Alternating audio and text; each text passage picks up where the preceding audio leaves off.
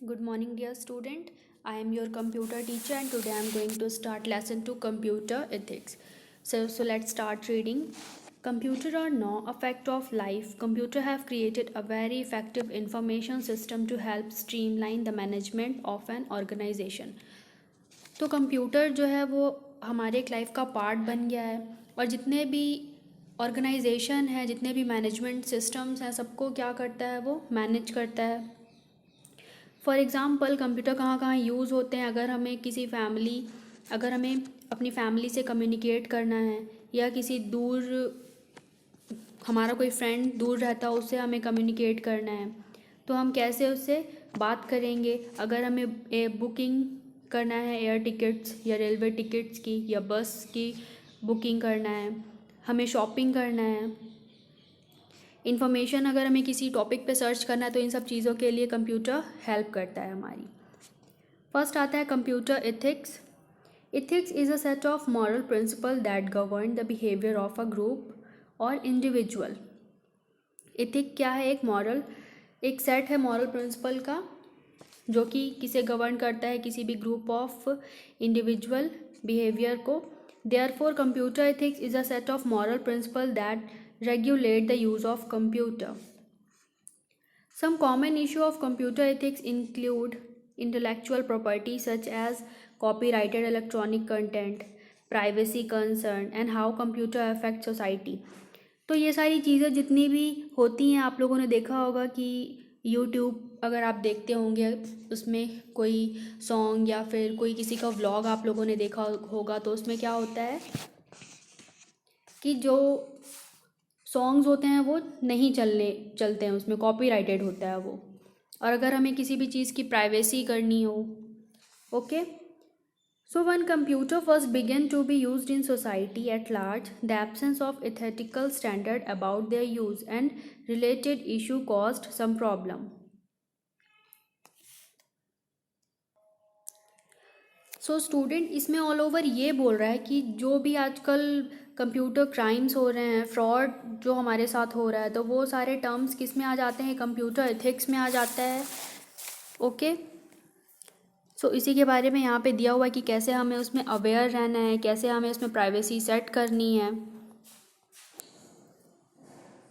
सबसे फर्स्ट यहाँ पे आ जाता है हमारा software privacy. Software privacy is a legal reproduction और distribution of software application. Pirated software is a very dangerous trend. It hurt everyone for developer to seller and software user. Software piracy has a significant impact on the economic. It leads to job losses and revenue losses the companies. Software privacy क्या हो जाता है? जो भी हम software download करते हैं, तो उसमें भी कई बार क्या होता है, कुछ हैकर्स ऐसे होते हैं जो हमें क्या करते हैं, हैक कर लेते हैं, हमारी सारी डेटा को चुरा लेते हैं. ओके. नेक्स्ट आ जाता है MP3s. डाउनलोडिंग एंड और uploading music is a violation of copyright law. It is not true that keeping the file for less than 24 hours is legal and it is a myth that uploading is legal if we have paid for the original work. अब अगर हम कोई भी MP3s download कर रहे हैं या उसे अपलोड कर रहे हैं, तो ये बात सच नहीं है कि इसे हमें सिर्फ 24 आवर्स के लिए ही रखना होगा या 24 आवर्स के लिए हम सिर्फ उसे डाउनलोड कर सकते हैं. हम उसे तभी अपलोड कर सकते हैं जब वो लीगल हो, तब हम उसे क्या कर सकते हैं, पेड कर सकते हैं. तो ये सारी मिथ्स हैं. ओके. नेक्स्ट आ जाता है end user piracy. All softwares are licensed. अब जितने भी सॉफ्टवेयर होते हैं सबके पास क्या होता है, एक लाइसेंस्ड होता है. When someone copies software without the appropriate license for each copy, it is called end user piracy. अगर कोई उस सॉफ्टवेयर की कॉपी करता है उसकी अप्रोप्रिएट लाइसेंस के साथ, तो वो क्या कहलाता है, हमारा and user piracy. It include both copying and distributing the software. और इसमें दोनों चीज़ें इंक्लूड होती है, आपको उसे कॉपी करना हो या डिस्ट्रीब्यूट करना हो. नेक्स्ट आता है internet piracy. Internet piracy is a unlawful reproduction और distribution of any copyrighted digital files.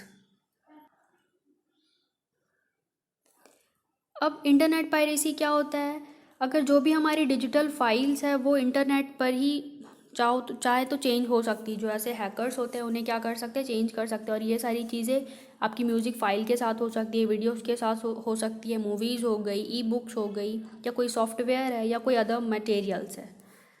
Public domain, some software is free to use, copy और चेंज। अब कुछ सॉफ्टवेयर ऐसे होते हैं जो फ्री होते हैं यूज़ करने के लिए, उसे हम कॉपी भी कर सकते हैं, उसे हम चेंज भी कर सकते हैं, but we can do so only if there is written notice that the software is in the public domain. In case मतलब ये ऐसे केस पे हम कर सकते हैं जब वहाँ पर आपको रिटर्न मिले कि ये पब्लिक डोमेन में है। We should look for this notice in the read me files that accompany program. Okay, तो पब्लिक डोमेन में क्या होता है, कुछ जो सॉफ्टवेयर क्या होते हैं, फ्री होते हैं यूज़ करने के लिए हमें। नेक्स्ट है हमारा general public license. GPL software has the same resistance as public domain. ये भी सेम होता है पब्लिक डोमेन की तरह। नेक्स्ट आ जाते हैं हम county of fittings. County of fitting is a federal and state crime involving the manufacturing, distribution of software packages under someone else's name and without their permission. Counterfeit software are generally made from the lower quality component. Okay, so ये किसके अंदर आ जाते हैं, ये crimes के अंदर आ जाते हैं। और ये जर्नली ये सॉफ्टवेयर किससे बनते हैं, बिल्कुल लोअर क्वालिटी कंपोनेंट से। Plagiarism is presenting someone else's work as our own. This include work represented in hard copy or disk or on the internet. Do not use paper mails. अब इसमें क्या show होगा, इसमें आपको ऐसा show होगा कि कोई और आपका वर्क कोई और कर रहा है बट शो आप होंगे। ओके, ये आ जाता है प्लैगरिज्म में। नेक्स्ट आ जाता है आपका basic निटी-क्विटी। Nitty-gritty is a short form of the internet etiquette. It is a set of rules from online behavior. It is the rule of conduct as established in a networking society. अब इसमें जो भी आपके emails आ जाते हैं, अगर आपको कोई चीज़ पोस्ट करनी है, जितने भी आपकी नेटवर्क एक्टिविटीज़ हो गई, तो ये सारी चीज़ें किसके अंदर आ जाती है, आपकी बेसिक निटी-क्विटी के। अगला आता है आपका next email. We should follow the given nitty-gritty while using our email. We should include a clear direct subject line. जो भी हमारी सब्जेक्ट लाइन होती है उसे हमें क्लियर रखना चाहिए। We should be careful while choosing the email address. अब जो भी हम अपना ईमेल एड्रेस जब हम सेलेक्ट करते हैं, चूज़ करते हैं, तो उसके लिए भी हमें क्या होना चाहिए, केयरफुल होना चाहिए, क्योंकि इसमें एक बार जो भी आपने मेल सेंड किया तो वापस से अनसेंड नहीं होता है। Okay, get good virus protection software and make sure it scan our incoming email. तो ये भी, इसकी भी प्रोटेक्शन बहुत ही ज़्यादा इम्पॉर्टेंट है कि आपके पास एक वायरस प्रोटेक्शन सॉफ्टवेयर हो अच्छा, और वो क्या करे, जो भी आपकी इनकमिंग ईमेल है उसे तुरंत स्कैन कर ले, ताकि कोई भी ऐसे फॉल्स ईमेल ना आ जाए, कोई भी ऐसे वायरस ईमेल्स ना हो। के do not open an attachment in an email if we do not know the sender. और हमें ऐसे मेल्स नहीं ओपन करने चाहिए जो कि हम किसी सेंडर को नहीं जानते हैं, या कोई अनवांटेड से ईमेल्स आपको दिख रहे हों, तो ऐसे ईमेल हमें जल्दी से नहीं ओपन करने चाहिए। ओके, नेक्स्ट आ जाता है intellectual property right. Intellectual property right are legal right.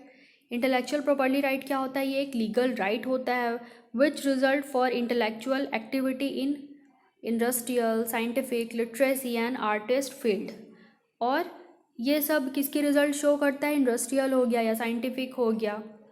Okay, this right safe guard creator and other producer of intellectual good and services by granting them certain time limited right to control their use.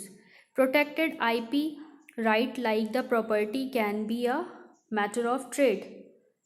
अब intellectual property के अंदर बहुत सारे property rights है। कौन कौन से, patents, trademarks, copyright and related right, geographical indication, industrial design, trade secret, layout design for integrated circuit protection of new plant variant. Okay students, तो आज के इस लेसन पे इतना ही हम समझ रहे हैं। नेक्स्ट क्लास में हम पेज नंबर 16 से कंटिन्यू करेंगे। Thank you everyone. इसे आप एक बार अच्छे से रीड कर लेना इस चैप्टर को।